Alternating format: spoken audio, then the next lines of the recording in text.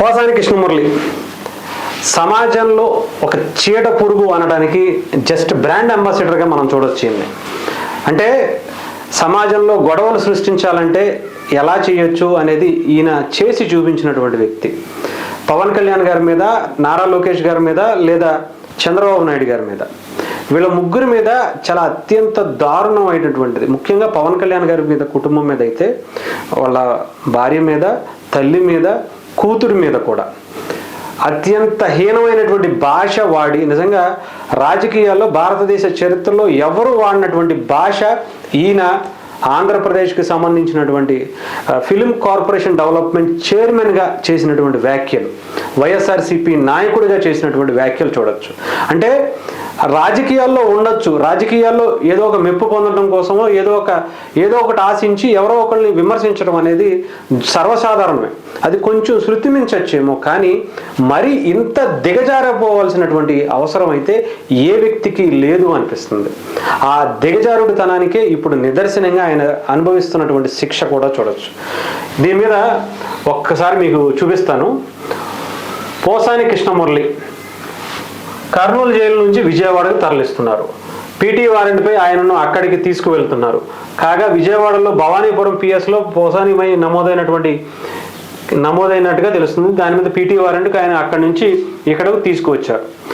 ఇక్కడ పోసాని కృష్ణమురళి పాపం ఏం చేస్తున్నారంటే, విజయవాడలో మొదలైనటువంటి ఆయన జైలు, అలాగే కోర్టు ప్రయాణం, అక్కడ మొదలెడితే అనంతపురం, కర్నూలు, కడప, విజయవాడ, గుంటూరు, ఇంకా చాలా ఉన్నాయి. ఇవన్నిటి మీద కూడా పొద్దున్న వెళ్తే సాయంత్రం వరకు పాపం కాళ్ళు వాసిపోతున్నాయట.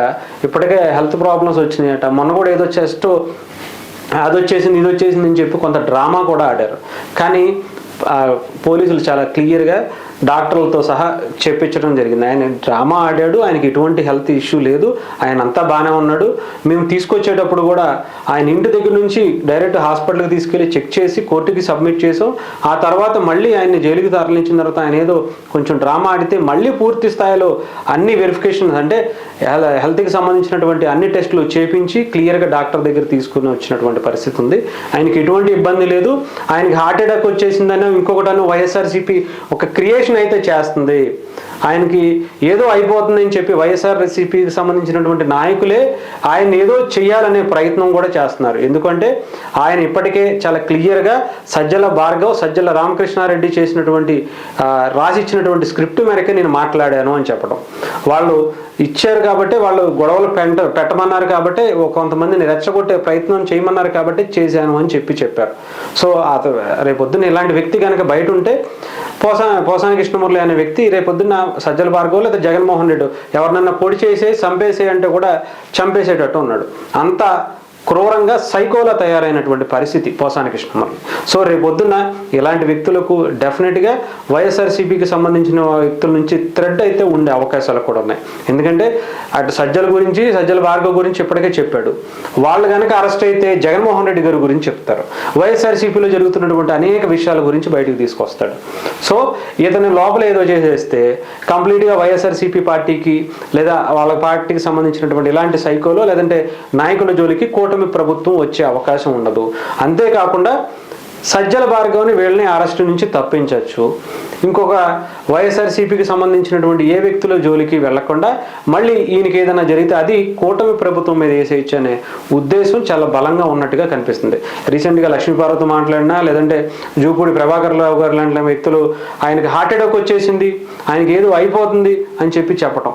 డాక్టర్లు ఉన్నారు, లేదంటే అక్కడ ఆయనే ఉన్నాడు, ఆయనే చెప్పలే హార్ట్ అటాక్ వచ్చిందని. అక్కడ ఉన్నటువంటి డాక్టర్లు చెప్పలే. ఎక్కడో బయట ఉన్నటువంటి జూపూడి ప్రభాకర్కి ఎలా తెలిసిపోయింది, లేదా లక్ష్మీపార్వతి గారికి ఎలా తెలిసిపోయింది ఆయనకి హార్ట్ అటాక్ వచ్చేసింది, లోపల ఏదో జరిగిపోతుంది, ఏదో అయిపోతుంది? ఇవన్నీ కూడా ఒక డ్రామాగా చూడాల్సినటువంటి పరిస్థితి. ఏదో ఒకటి చేసేసి మళ్ళీ కూటమి ప్రభుత్వం మీద తోసేయాలనే ప్రయత్నం కూడా కావచ్చు. ఏదైనా కానీ పోసాని కృష్ణమురళి ఇప్పుడు మాత్రం పాపం రోజుకొక పోలీస్ స్టేషను, రోజుకొక జైలు, రోజుకొక కోర్టు అన్నట్టుగా తయారైంది. ఎవరైనా సరే కొంచెం రాజకీయాల్లో ఏ పార్టీకైనా ఉండొచ్చు.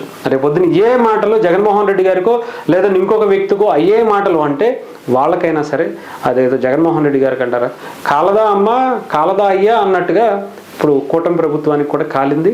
తీసుకెళ్లి లోపలేసి నీళ్లు పోసి చల్లారుస్తున్నారు.